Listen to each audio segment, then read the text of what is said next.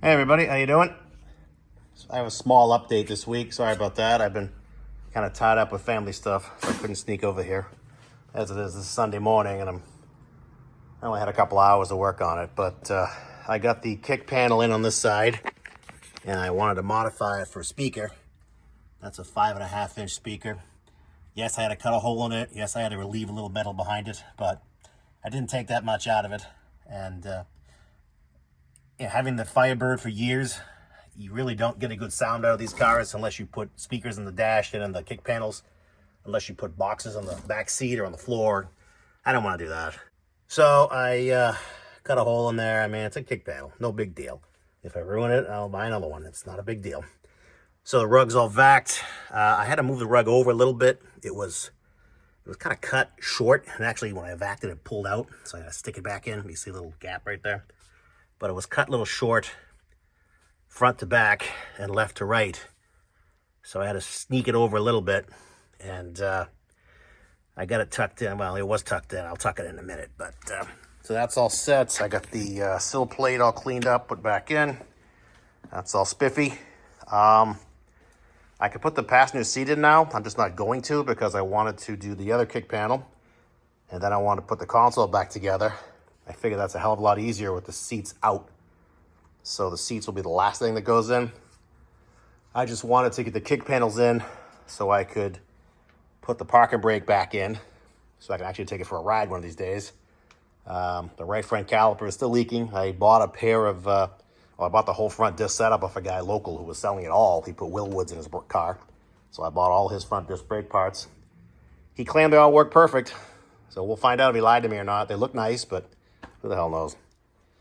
Only thing I can tell you is when I put the speaker in here, I wanted to put like a cup or something behind it, because I know like in professional speaker installations or in really high-end luxury cars, they put like a cup behind the speaker, whether it's plastic or tin or cardboard.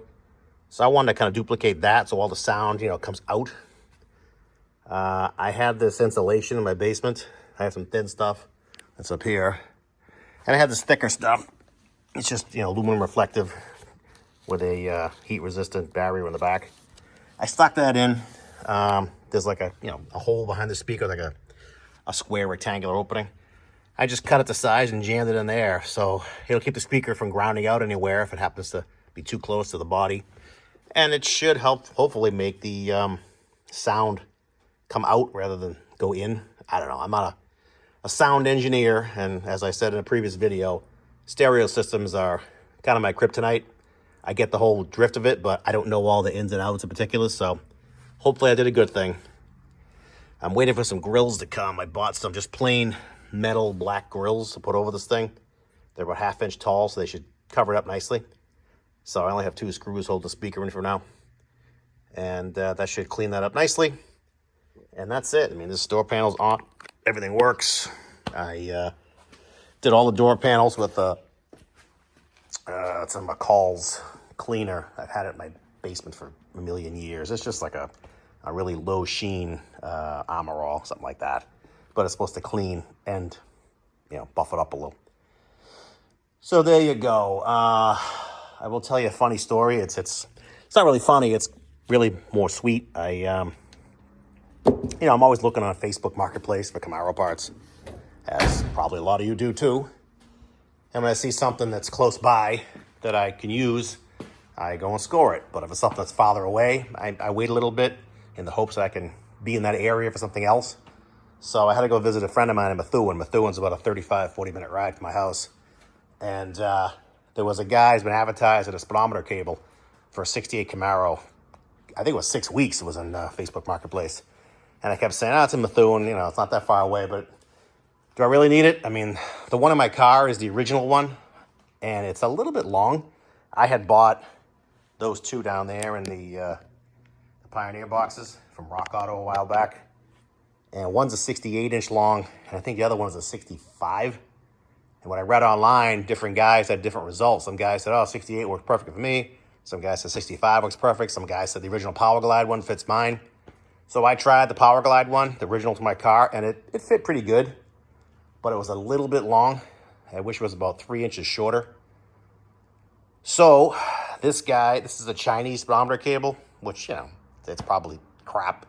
But, I mean, how do you screw up a speedometer cable? As long as it doesn't fall apart and the cable rotates, no harm, no foul, right? So, anyway, I ran the number. It comes out to be 63 inches long, which is probably perfect.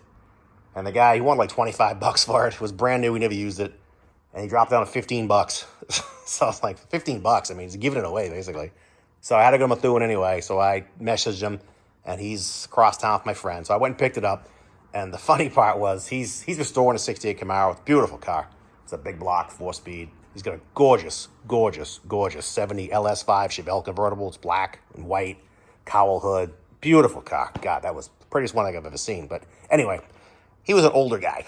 Really nice guy. Because I don't know about you guys, whenever I go buy parts used, I always think, is this the one where I get mugged and, left on the side of the road with my wallet gone? I mean, you never know what's going to happen nowadays. A lot of nuts out there. But, nah, he was a sweet old guy. And he showed me the cable, and I said, well, I hope it's the right length. And he said, well, if it's too short or too long, just bring it back. I'll give you money back. And I'm thinking, for $15? Are you kidding me? Anybody else would say, if it's too long or too short, stick it up your ass for $15. But he's like, oh, no, bring it back. I promise you, I'll give you money back. Bring it back, no problem. It's like, wow, there are still nice people in the world. So there it is right there. One of these days, if it upsets me, I'll put that one in. Because, like I said, the one I have should work fine. It's just a little long. I had to get a little creative in the routing of it. And it doesn't lay down in a perfect arc that I'd like. It's got a little bit of a hoop to it just to take up the extra length. But no big deal. So there's my cute story for the week. But we're moving along. Now I can go on to this side and put this kick panel in, button all this crap up, get all this debris out of my interior.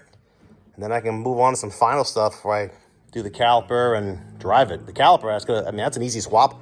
I don't have anybody around to help me bleed the brakes. That's the problem. I do have friends, of course, but they all have their own cars. They all have jobs, So one of these days I got to call somebody in or I got to buy a brake bleeding tool. I had one in the past, and it sat around so long and got rusty inside, so I threw it away. But maybe I'll buy a newer plastic one or something. One last thing I'll show you. Here's my console. That is on my list of things to renovate and clean up and make look pretty.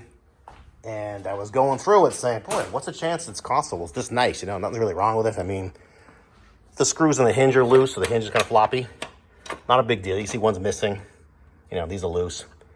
I was just saying, boy, what's the chance he found a really nice console? Well, chance is not that good because I was in here and I said, oh, this piece is broken off. I found the ashtray and it's broken off. It's supposed to be like a hoop that goes around the front here to make the ashtray sit in. The ashtray has like 2 fingers that press against this in the back, so it's spring-loaded out. So without that piece on there, it's just going to fly forward. So I was going to fix it. I was thinking, well, I could make something out of sheet metal, epoxy it in, rivet it in, but, the hinges for the door are right here. That's one of them is missing, too, the little pin. But it's not broken off. But then I was like, well, I got to make it just the right length. It's going to clear this. That's why it's just a flimsy piece that goes around. You can't make it solid because the hinges, they ride in that space when you close the door. So for the hell of it, I was looking for a console to see if I could buy the top part of a console. And I saw, a couple of decent used ones. And then I saw a brand new reproduction. They were $169 on sale. They're like $189.99. Someone had it for $169. I think Heartbeat City was having a sale. It was $169.99. And I ended up buying it from Summit because Heartbeat City gets $30 to ship it, and Summit, anything over $100 is free. Now, I believe Summit sells the OER, and I believe Heartbeat City sells somebody else, AKR, A something. Supposedly theirs is better quality, but I looked at this thing, it seems fine. So for $170, I mean, geez. I don't know, I thought it was worth just throwing a console. It's the whole console, too, top and bottom. You got to put everything from that console into this one, of course, the door. But everything else is there. The whole base is there. So I was like, for $170, my time is worth something, isn't it? But there you go. That will go in my car pretty soon. But anyway, that's my ramble for today. So we're getting there. We're almost done. Almost ready to drive. And I think I told my wife the other day, the real fun is when you start driving it. Then you find out what else is wrong you didn't know about, wheel bearing making noise. What's that rattle? What's that squeak? Why is it running hot? Why is it doing this? Why is it pulled to the left? There's always something you don't know about. I mean, these things are perfect in the garage. When you get on the road, that's when the real battle begins. So that'll be coming up shortly. The weather is turning. It's getting really nice out. It was nice yesterday till it rained. It was like 80 degrees. Today it's a little cooler. I got to clean this thing up, start taking it off for rides. I'm still going to finish breaking the motor in. It's only got 60 miles on it. And then my Sunbird's been sitting since like October. So I need to fire that up, do a few things to it, and put some miles on that too. So anyway, I hope your projects are going super awesome. And hopefully mine will continue to go super awesome when I get back on it. And I will talk to you guys later. Thanks for watching.